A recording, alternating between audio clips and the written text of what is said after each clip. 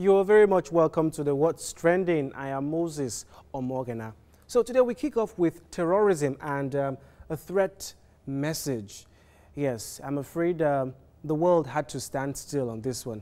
Now this time it's not coming from the Boko Haram Islamic sect, but in fact from ISIS.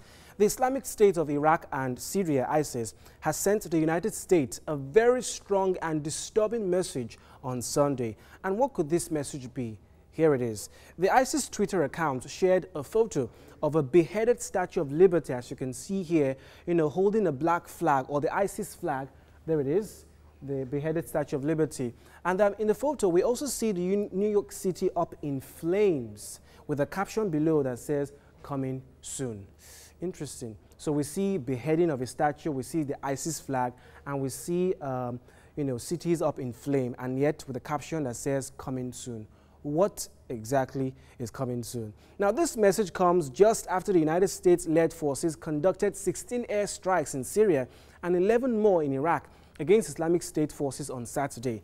Now, we're not exactly sure what ISIS is really trying to say, but this definitely is a threat on lives and property and even sovereignty.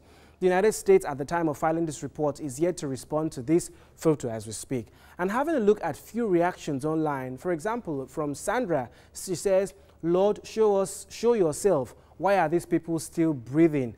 Abuki Dawari Boy says, "Ogenebiko, may God Almighty destroy them all. World leaders had better take fast action on these animals." And Igwe Adaobi says, "Trust USA not to take this threat lightly." Christopher Fortune says, "If I hear they will just wipe ISIS, they know who not to mess with." Discovery says, "ISIL is a pain in the neck, like a virus difficult to get rid of. Any effective strategy to wipe them from the surface of Earth is welcome."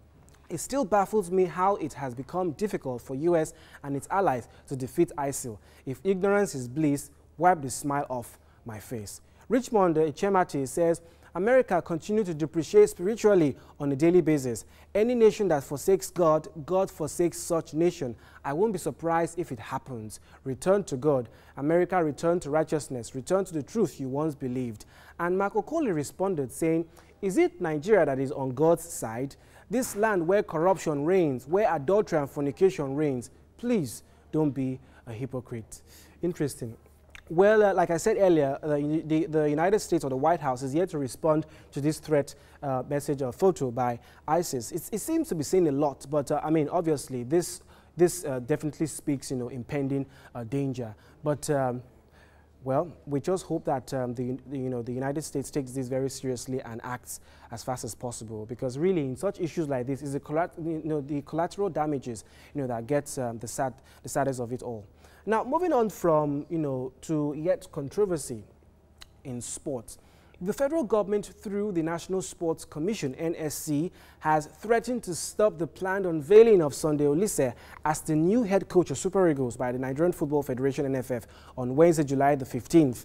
According to correspondents, a letter was sent to the NFF from the office of the NSC stating that Sunday Oliseh's appointment as the new head coach for Super Eagles after Stephen Keshi's sack did not conform with the Procurement Act procedure for engagement. According to NSC, the office of the head coach of the Super Eagles is still vacant and no one has been appointed to take over from Stephen Keshi. In a press statement by the NSC, it says, and I quote them here, "The procedure for hiring Sunday Oliseh did not pass through the Procurement Act. The engagement of Oliseh is a contractual one, but it is unfortunate that the Federation may not have been guided accordingly.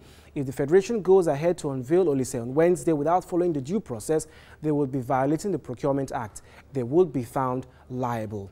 And of course, comment and reaction to this from the Godfather at IOB says, "Sunday Oliseh, no managerial career, was the Belgian 3rd Division side, Vervetois. We truly love to go for the best in Nigeria." Why do I have the feeling that IOB is being sarcastic in his comment there? And the Sahara Reporters says, "Sunday Oliseh not fit to coach Nigeria Super Eagles." Former technical advisor Clement Westenhoff, quoting him there, of course. And Nigerian News Desk tweeted saying, "Ex-Nigeria technical advisor Clement Westenhoff says the NFF is making the huge mistake by appointing untested Sunday Oliseh as Super Eagles coach." And Adeji Kofi Faremi says the NFF will review the contract of new Super Eagles coach Sunday Olise today. Official signing and presentation of new coach is on Wednesday in Abuja. And now, moving away from this controversy, still speaking about sports, you're probably wondering why he's weeping. Now, goalkeeping and Real Madrid legend Iker Casillas broke down in tears as he says goodbye to Real Madrid fans during a farewell press conference. Iker Casillas, who joined Real Youth Academy in 1990, was with Real Madrid for 25 years. The 35-year-old is now moving to FC Porto. According to Iker Casillas, he says, after 25 years of defending the crest of the greatest team in the world, the most difficult day in my sports career has arrived. I have to say goodbye to an institution that's given me everything. Well, we bid him farewell and we hope that he moves from greater to greatest. Now, before we call it a wrap, yes, an official of the Lagos State Traffic Management Authority, LATMA, slumped while controlling traffic in Ishaga Road in the Idi-Araba, Mushin area on Saturday. Unfortunately, he died after this. Correspondents learned that the official, Mr. Kazim Lawal, was brought in dead to the Randall Hospital, Surulere, where his colleagues had rushed him. He was reportedly rushed in at 1:30 p.m.